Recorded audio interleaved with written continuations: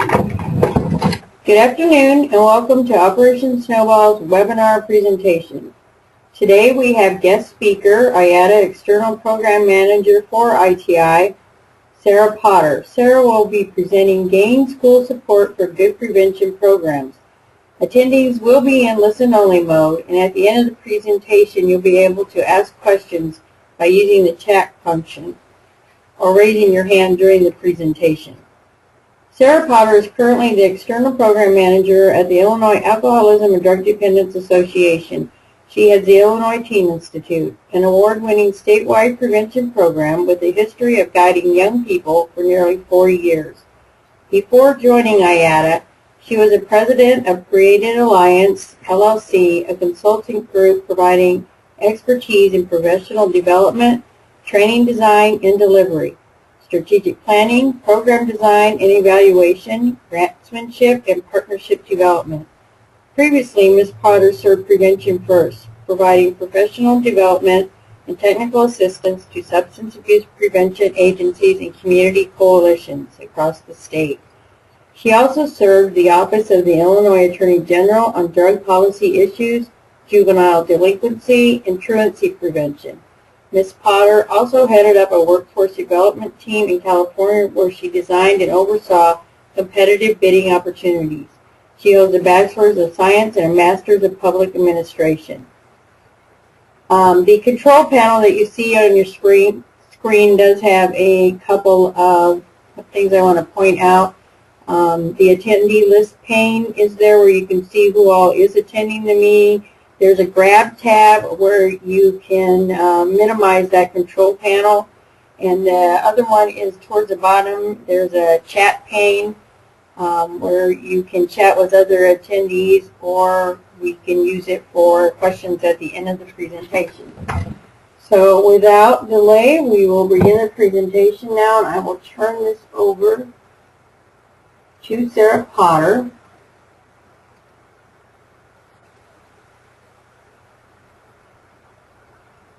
Good afternoon. You need to do show my screen. There you go.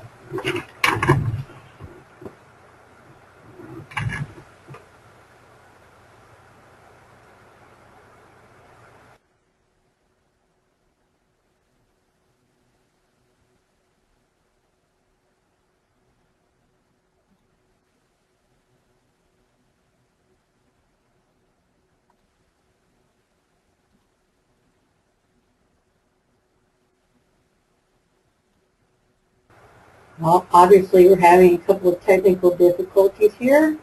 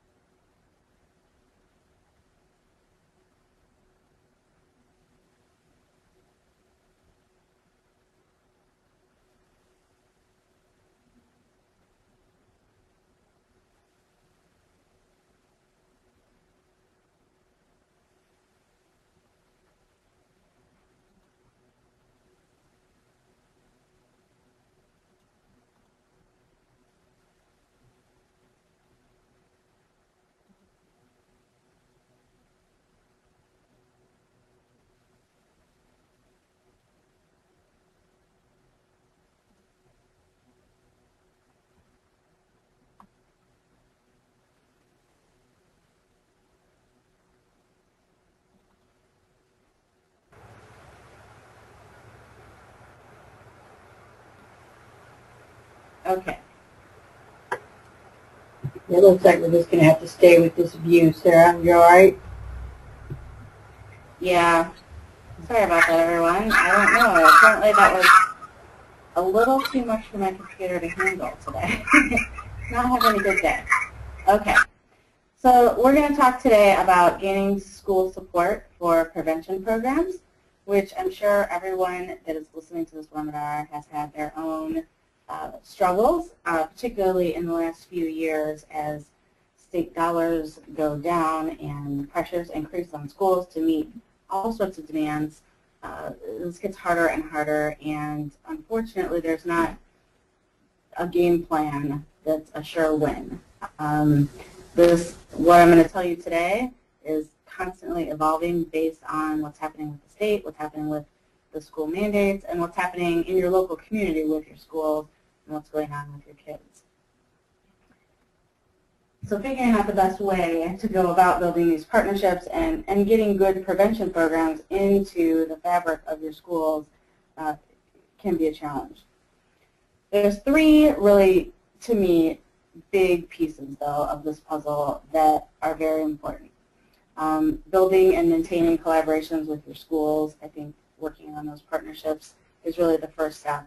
And then in doing that, being able to clearly articulate and identify what the links are between your prevention programs and what the common goals are of those schools. And then from there, once you work on your relationships, build your partnerships, and then identify those really common and strong links, then you can use that to tailor your message and communicate how all of these things suggest that your program is a good fit for those schools. Okay. So in a perfect world, if you have a really good prevention program, it would seem that every school should automatically want to use it. They should actually be coming to you and saying, can you please give us this program? Can you please help our kids? It's such a great thing that they can benefit from. We really want you to come to our schools. But in fact, I know that a lot of us folks working in the prevention field and working on helping programs with young people, leadership development and character building and drug prevention programs, sometimes it's really hard to even get schools to answer our phone calls, let alone have the flip side of that, which in a perfect world should happen, where they're actually asking us and begging us to come into the school. So I recognize that that's a challenge. Schools, I want to mention, are rightfully so very protective of what they put in front of their kids. I think one regional superintendent was talking to me and he said, I don't know if you really comprehend how many requests we get for people who are wanting to access our kids through the schools. Schools are a natural point of entry for young people. He said, for example, let me tell you, I have on my desk right now a letter from the KKK who wants to give information out to our students, claiming they have the right to, express themselves and talk about their work. And so that's one sort of extreme example, but the point is that they have multiple requests every single day for information that people want to get out to schools. And so they're rightfully very protective of what they pass out in the schools. So partnerships then become very important. If you are someone who the school is a little bit familiar with from the work that you do in the community or from coming to their meetings, or if you have some sort of relationship, or at least they have some exposure to you in some way, they're much more likely to be receptive to what you're talking about in terms of your program. So I want to encourage you not to be a stranger who's always kind of coming in and saying, here, let me sell you my program, let me sell you on my ideas, let me sell you on my product, is kind of what they hear. Schools play an important role in children's lives, as we know. They're not only concerned about academics, they also want to equip students to lead safe and healthy lives. However, they have a lot of mandates placed on them, and everyone has heard over the years, No Child Left Behind, and all these school mandates that they have to meet the testing requirements, and schools are getting increasing pressure to perform. And so in light of that, some of the things, the social skills and the prevention programs, have kind of turned into optional in terms of what they really need to get done and what they really need to fit in a day. However, that doesn't mean that they don't have an interest still in social and health issues. I want to make a point for us to all remember, though, that we shouldn't rely on schools as really the sole source of delivering these services, which is where we come in. The schools shouldn't be the sole provider. They shouldn't be the sole location. They shouldn't be the sole source for providing these sorts of programs. Rather, we would like schools to really be a partner with us in these joint goals and to help us guide the delivery of our programs, help us stay informed about the challenges that they're working with and their goals too. So that's different from us coming in and trying to sell them our program. However, if we do manage to develop those partnerships, there are a lot of benefits that hopefully some of you that are on the call have experienced. If you really are able to develop a good partnership with your schools, that can really provide a lot of involvement and commitment, both from the kids and from the parents. It can give you a wide variety of skills that are available to help support your efforts, skills that are located with the prevention staff and the staff at the schools, not only the teachers, but the guidance counselors and so on and so forth. Because every kid has to attend school, and this goes back to what I said before, they're very accessible in terms of reaching the target population that we want to work with. Schools are geographically situated and where they're accessible to family and community residents, and they're also seen as, in many cases, the only universally positive and neutral kind of public entity that sort of everyone has some sort of involvement with. So those are some of the benefits of developing those partnerships. Now, those partnerships don't happen quickly. It takes a lot of time. Just like building any kind of relationship, it takes time, and it really takes an investment to get to that point with them. I want to point out to you that when you're working with schools and trying to build these collaborations, keep in mind that about 30%, maybe even more, I would venture to say more than 30%, don't really believe in their heart of hearts that prevention programs really have an impact on student behaviors. And you can maybe imagine a lot of the reasons for that. We come in and do a prevention program, well, and kids still end up using. Or we come in and do a prevention program and they don't see an immediate return on their investment. So, you're starting kind of from not sure footing, keeping that in mind that a lot of educators don't necessarily believe in the value of prevention programs or that they really have an outcome for their students. So again, we shouldn't rely on them to be the primary provider of prevention services. Okay. So some of the strategies that I encourage you to focus on when you're working with schools is working on establishing that collaboration. You can use existing community coalitions.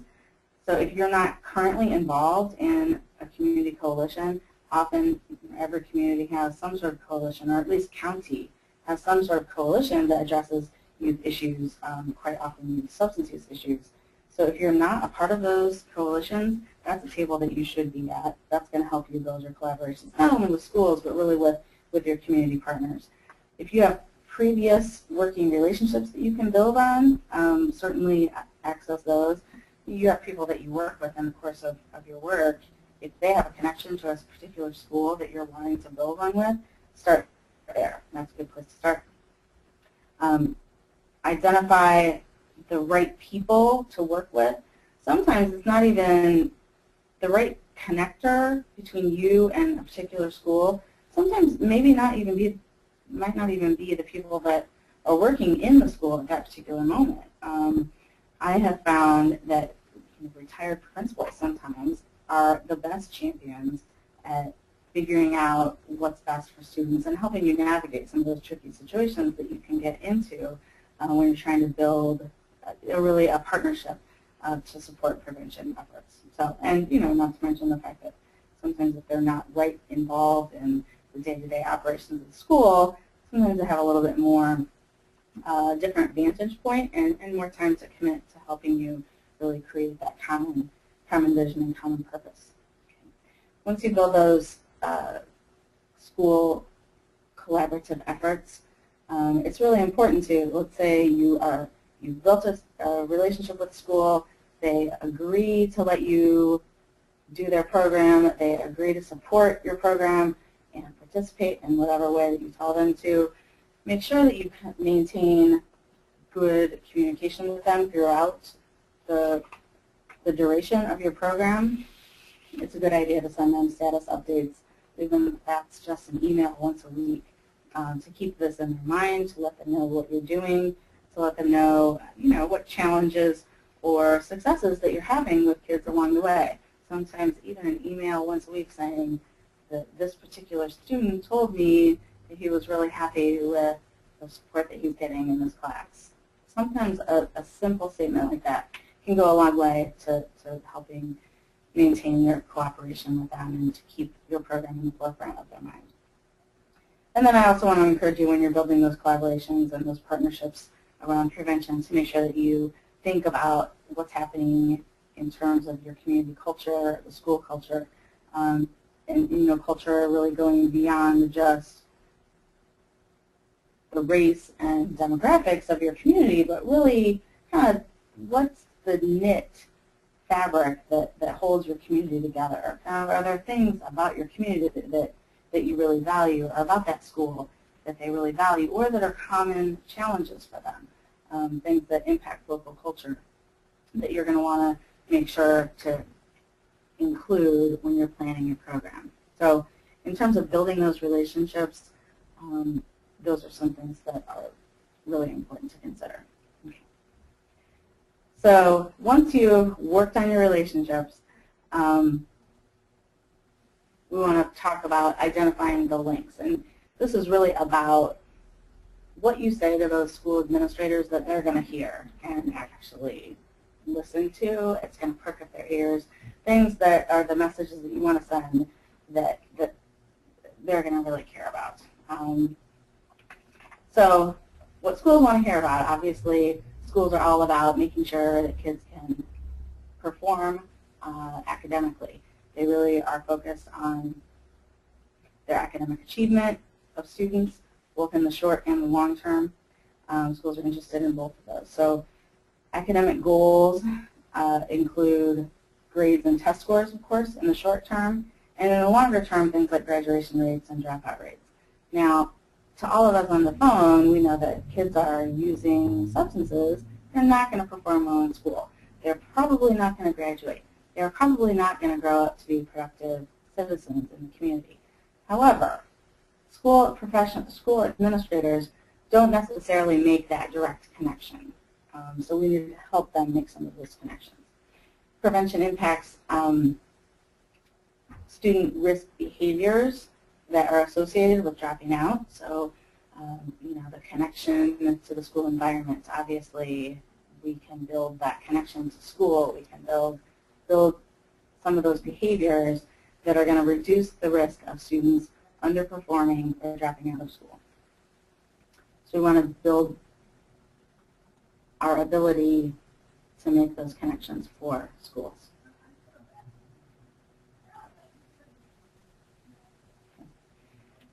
Prevention programs we know are, and there's a lot of data out there in the world that will tell you that drug prevention programs increase students' grades. Obviously, if they're using drugs, they're not performing well in tests.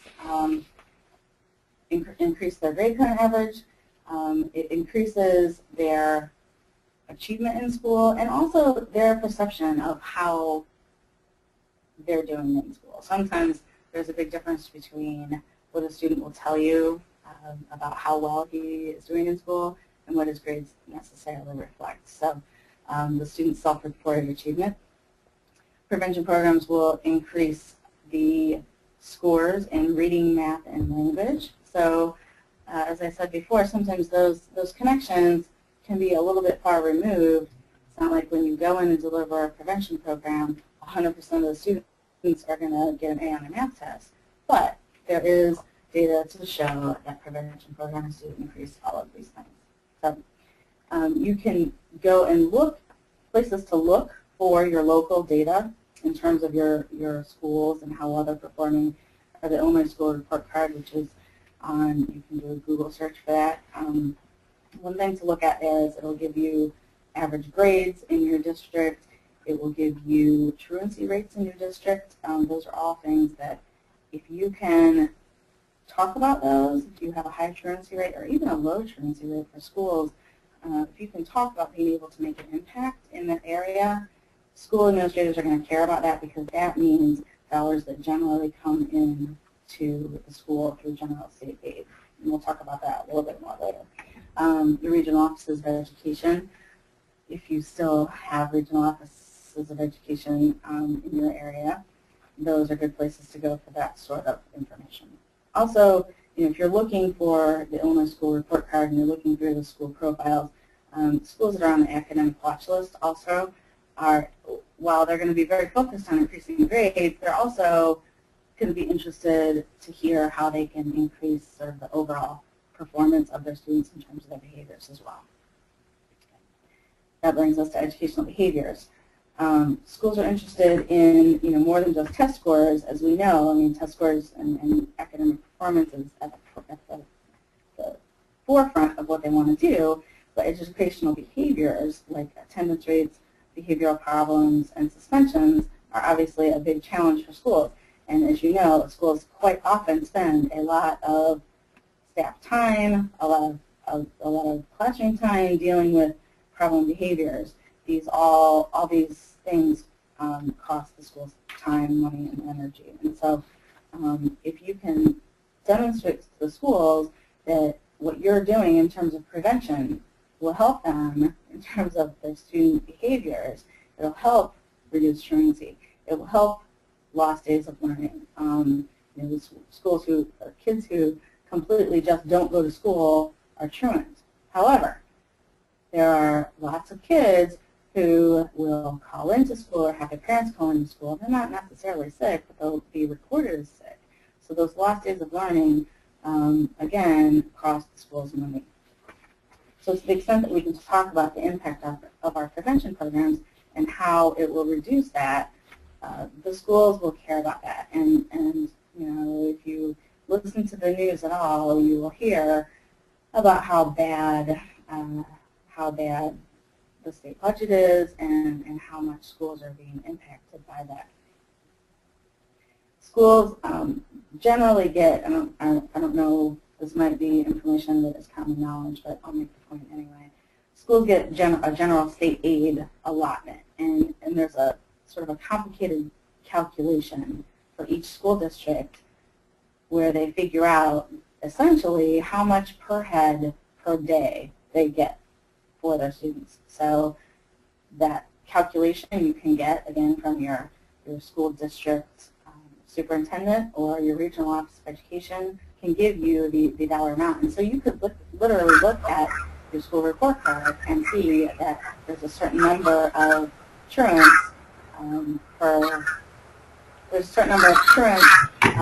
in your school per month, and then you could calculate how much your schools are losing based on suspensions or truancies or kids just not being there.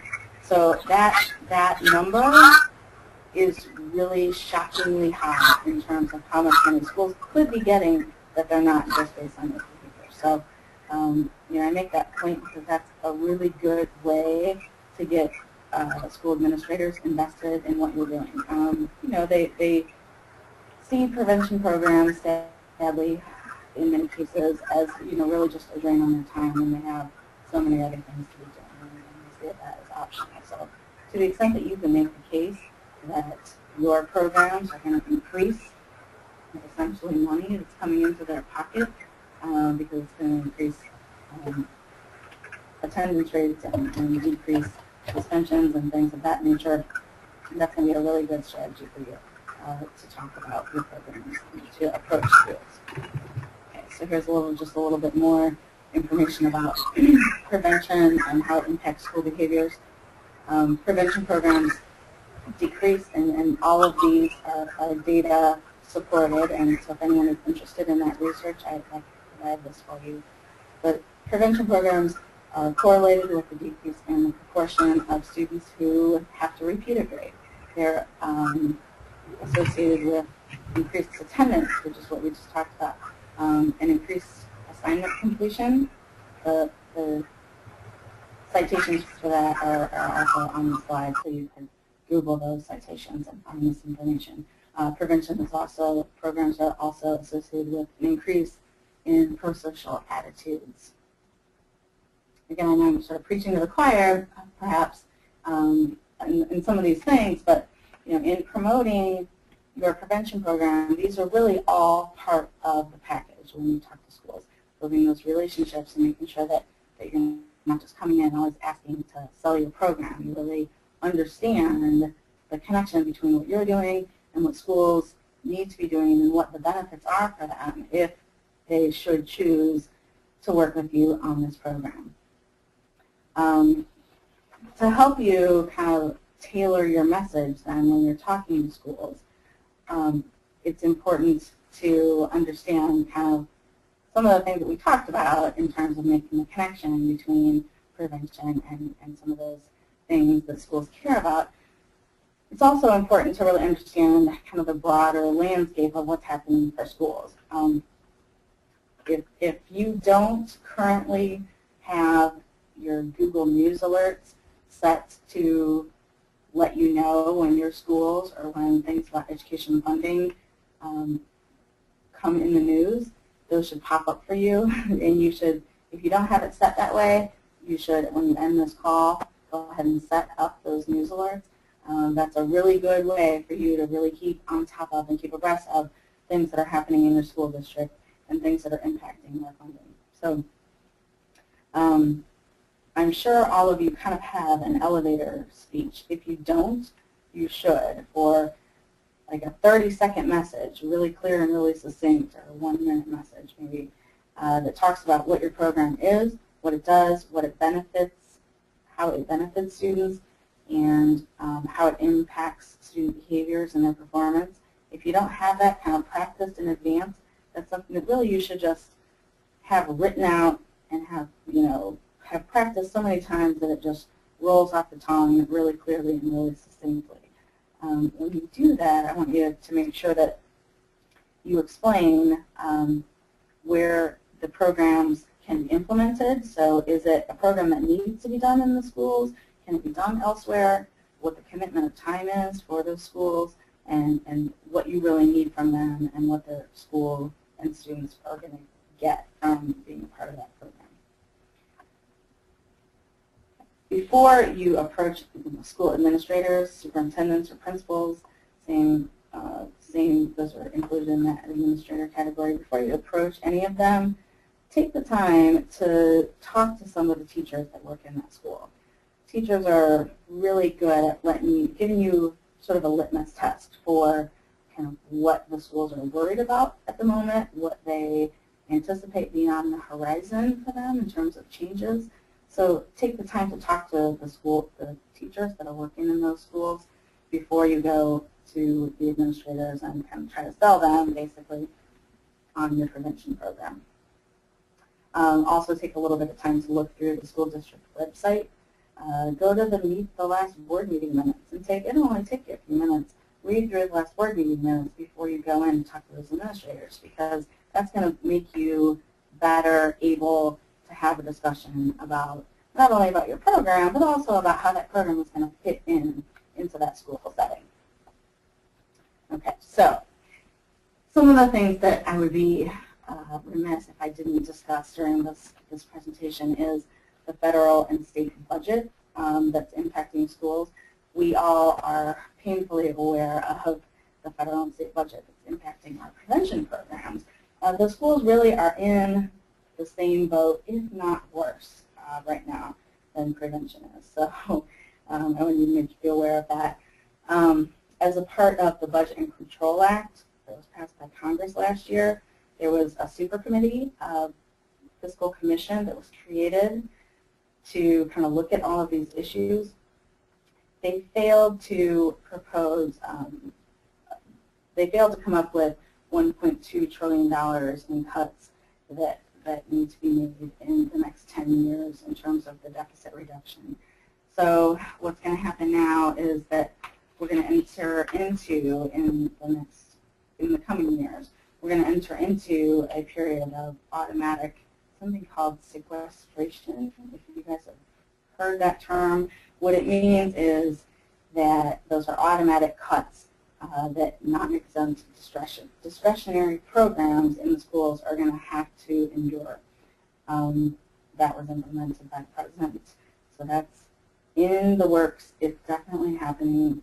The triggered plan for these automatic cuts to discretionary funding for schools is estimated that educational programs may be cut more than 9%, or $4 billion basically, in 2013 alone. So that's a very big number. That's a lot of money that schools are looking to be cut. Now, the big sort of question right now, the big looming, oh my gosh, what are we going to do, is how much are we actually going to endure per year in our particular district. There's calculators up right now that you can go on ISD website in school districts and figure out, if we have to be cut by this much, how much are we going to actually lose in our district? And so that's some of the things that schools are grappling with right now. So when you kind of go into them and say, hey, listen, I want you to do a prevention program with me, and it's only going to take you this much time, and I'm going to do it for you, it's only going to take you this much class time, if they seem like that's really not so important to them, in light of the cuts and things that they're looking to endure, and again, don't even necessarily know exactly how much, that kind of helps you understand some of the things that they're dealing with. So the House Elementary and Secondary Education Appropriations Committee is scheduled to meet this week, and they'll begin voting on their budget proposals to be considered by the full House. It appears that that House committee is going to focus on a cut for Illinois of between $260 million and $300 million. So, of course, that's, again, a huge cut in Illinois. If you are interested in looking this up, do a search for House Resolution 706, and that will give you some information about how those cuts are going to be applied. The cutting in pension costs and Medicaid spending that is all over the news right now, again, also impact how much schools are going to be cut and how much money is going to be available to them. The cuts, depending on how all of the pension cuts are applied and the Medicaid cuts are applied, those cuts also then will impact how much the schools get or don't get in terms of their budget. So big questions about how much money they're going to have or not have is the point that I'm trying to make. You can go straight to your district superintendent and find out just how worried they are about these cuts. This is, in terms of relationship building, this is something that's easy to do. Stop in or make an appointment with them and say, I heard that there's a lot of cuts coming. What does this mean? What is this going to look like in our schools? And kind of hear from them what they anticipate. That's a good way, a good way to go about figuring out just what they're going to do, basically, or what they expect that they're going to have to do in 2013. Okay. So that's the budget. That's no fun, and it's not good news for anybody. Sadly, it won't be for quite some time. Okay. So let's move on then from the sad budget issues to No Child Left Behind. No Child Left Behind, I'm sure, again, we are all familiar with that.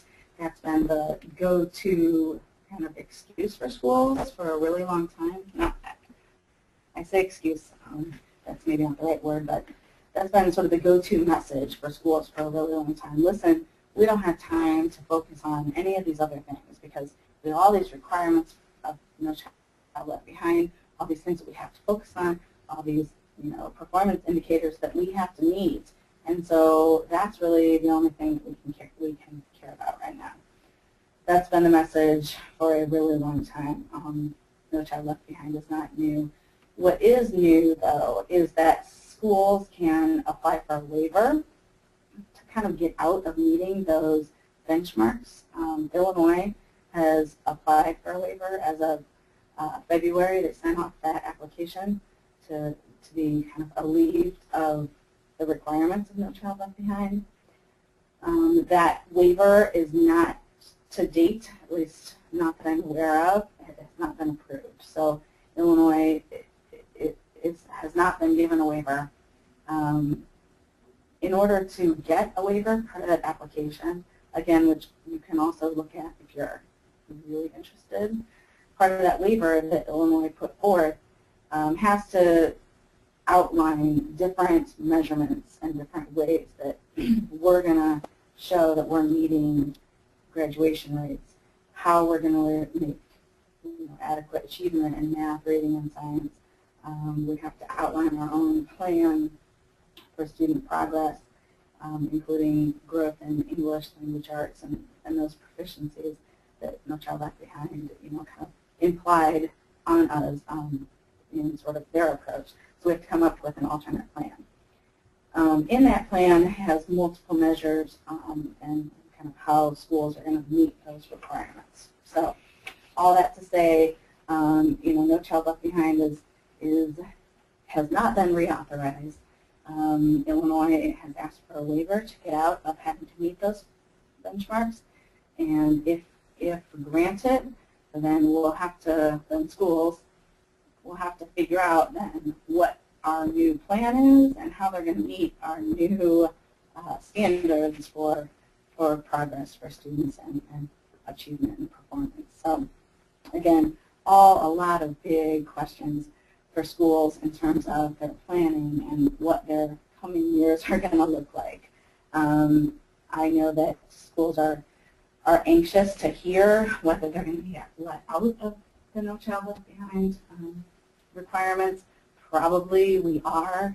Then the next big question is, okay, then what do we need to do now? So again, in terms of selling your prevention programs and establishing those programs, this is a conversation that you can have and be very current and very timely with what schools are dealing with.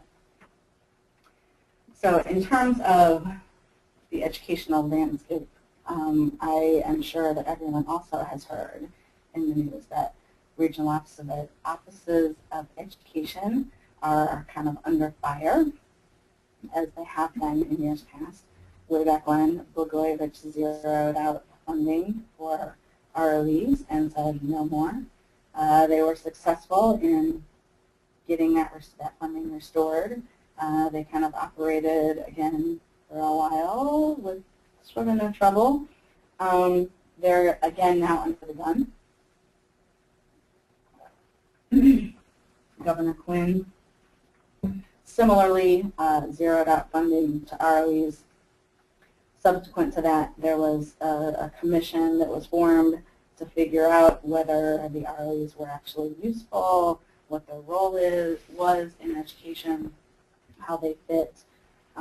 If you guys don't do much work with regional offices of education, I encourage you to build your relationships with those officials. While ROEs don't provide direct services in schools, they're a really good central place to start if you don't have good relationships with your schools. The regional offices of education, those officials are elected. So your regional superintendents are elected officials, which means that sometimes it's easier to get into their office, and sometimes it's easier to have the feeling that they're going to care about your message because, again, they're elected officials, you are their constituents. They have a really good relationship with your district superintendents then, that they kind of are buddies with your local superintendents who are not elected officials, who are required to have a PhD in education, and who are in charge of making sure that schools are using good programs, using good practices, and all that good stuff that we associate with schools. So if you don't have a relationship with your regional offices of education, I encourage you to build one. I've always found them to be really good resources. Particularly, I think, ROEs are, I think, much more active and meshed in the school system in the rural areas, kind of central. I mean, I think a little bit less so in Chicago. But ROEs, again, under the gun, there was a streamlining commission that has recommended cuts to the regional offices of education. There were 44 ROEs across the state. They've proposed that to be cut down to 39 offices. And so right now, everyone's trying to figure out which offices are going to be closed, what areas they're going to serve. The recommendation is that each office consolidate their districts in such a way that they represent 53,000 inhabitants. So the ROEs that will be impacted by that are the suburban Cook County ROEs, ROE number 27, which is Henderson, Mercer, and Warren counties, Fulton and Schuyler County, Hamilton and Jefferson County, Hancock and McDonough County, and Knox County. Now, that does not mean that the other ROEs are not going to be impacted because they are going to have a lot more work to do. It just means that those ROEs in particular have a lot of changes potentially ahead for them. So if you are in those areas, those are, again, conversations that you should have, not only as a prevention provider, but just as a person living in that area. Those are good conversations to have. What are the closures going to look like here? How's that going to impact our students and the schools that you represent? If you, again, have not had those conversations with your ROEs, I strongly encourage you to do that, not just as a prevention professional, but just as a citizen. Figure out what those impacts are going to have. Okay. That moves us on then to kind of another big picture change and mandate. You hear a lot about response to intervention. That's kind of another big administrative push for schools. To me, it's, I don't know, another one of those process things that there's a lot of time spent developing the process, and then what happens as a consequence, I think is yet to be seen. So in terms of response to intervention, again, we hear a whole lot about this. It's intended to be a multi-tier approach to early identification and support for students who need extra help in terms of their learning or their behavior needs. There is some kind of language in that process that suggests that preventive sorts of programs might have a place, although that place, I think, is a little bit hard to define, but you'll hear a whole lot about this. If you're interested more in learning about the response to intervention process in Illinois and what that structure looks like, how schools are being required to identify learners and students who need a little bit more help, they actually have a conference coming up. If you do, again, a Google search, you will find that on September 24th and 25th coming up, there will be a conference just for Illinois in terms of what RTI looks like and how that is going to be playing out in schools. So if you're interested, I encourage you to sign up. It's sign up for that conference. There is a charge, and I want to kind of earmark for you that Illinois is very much focused in terms of RTI on math and reading, and much less so on some of the other kind of softer skills and social and emotional learning things that we know is a big part of response to intervention, and certainly some other states have had us, or had, I say us, I shouldn't say us, have had those social and emotional learning things much more at the forefront. I want to earmark for you that Illinois is not one of those states that those services are at the foreground of their planning. Okay. Social and emotional learning standards, you know, 5, 10 years ago, I would have spent a really long time talking with you about the social and emotional learning standards that are mandated standards that schools must meet. We fit right there. If you go to ISB's website, Illinois State Board of Education, and you pull up their social and emotional learning standards, you will say, hallelujah, that's where we fit. That's why schools should be implementing prevention programs. That makes complete sense to me. Now, this year, or now, you know, in this context of, you know, everything that's happening with schools in terms of their budgets and the changes that are on the way for them, or how now they're going to have to report their progress, I am going to talk much less about that. The reason is that given all of these things, you know, the social and emotional learning standards that they're supposed to meet, you know, there's really not any teeth to them, and quite honestly, you you are probably not going to get really far if that's your only message, that our prevention programs help them meet their social and emotional learning standards. That does not mean that I'm telling you not to be aware of what those social and emotional learning standards are, not to be aware of what schools should be doing to meet those standards. I'm just saying that that should not be the #1 message that you're going in and banking on when talking to schools. Okay? What I want you to do is take the time to get to know what's impacting your local schools. Take the time to get to know what they're worried about. Take the time to get to know how these budget cuts are going to impact them.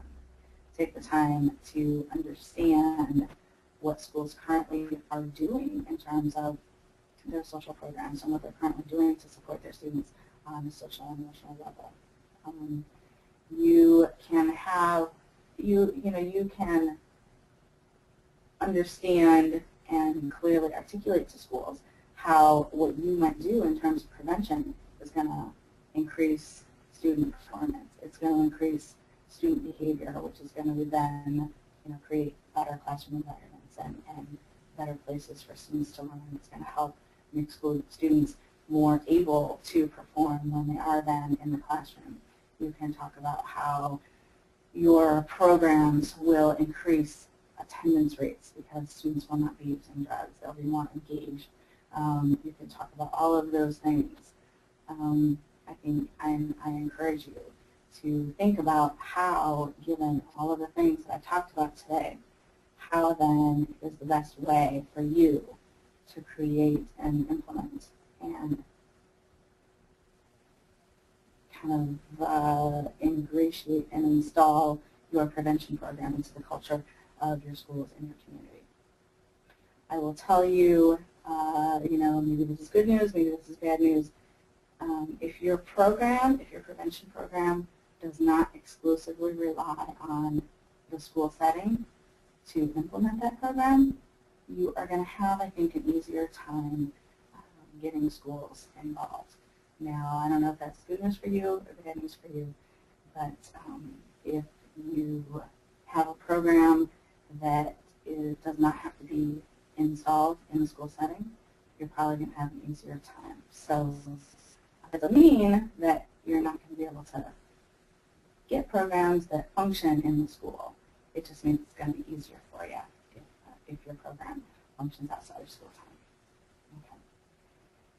So that was a whole lot of information, and I hope I wasn't talking too fast. Your slides hopefully have some helpful stuff in there for you.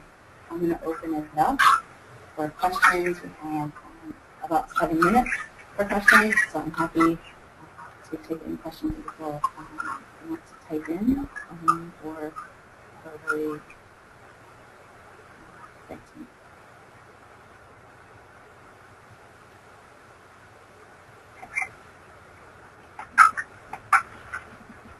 No questions so far? Let's keep on talking. For me, here at ITI, I also have kind of the same issues where I need to convince schools that ITI is in fact a valued program. It's gonna do good things. To a certain extent, it's kind of dealing with the same things, but really from the statewide level, which is why, again, I sort of encourage you to make friends with the regional offices of education. I found them to be a really good place and almost a shortcut if you can make friends with your regional office of education staff and your ROE supervisors and administrators. They then can promote your program for you to a lot of schools that are covered in their county. So that's kind of what I've been focused on doing. My materials that I present to schools all have information in it about Illinois, or to the extent that I'm able to communicate by county, their county, what their substance use rates are in their county, what their truancy rates are in their county, and then how then I'm able to impact those rates for them. To the extent that I am able to tailor those messages, it's right on the flyer, it's right on all my information that goes out to schools. Again, what I think is maybe the most important thing about prevention is not necessarily the first message when I'm talking to schools that I put right out there up front. And I try to think about what they're going to care about, what they're going to want to hear from me, and I try to put those messages up front. And then, if they're able or willing or interested in talking to me longer, then I'm really happy to talk about student development and leadership development and preventing students from using substances and how it is that my prevention program does that. So that's kind of the way that I go about it. So the things that I'm telling you to do are not just things that I suggest everyone else in the world do. These are things that I have found helpful when I'm in schools too. So I hope that information has been helpful. I encourage you to follow up with me if you have questions later. I am at IADDA, and you all know how to take manager. I am perfectly happy to have any one-on-one individual conversations about any of these things. Again, an hour is not very long to be able to go into a great amount of detail, but I'm happy to do that with any of you individually or on the phone or personal conversation. So if you have any other questions afterwards, don't hesitate to give me a call. I'd like to chat at the time, and look forward to working with you all, and hope and wish you very good luck as you're building your relationships and promoting your programs to schools. Okay, thank you, Sarah, for a great presentation. As our screen says there, short evaluation will appear following the webinar. If you could take a few minutes and complete that, we'd appreciate it. Operation Snowball thanks Sarah for presenting and for your attendance, and we hope you'll attend future webinars and have a great rest of your day.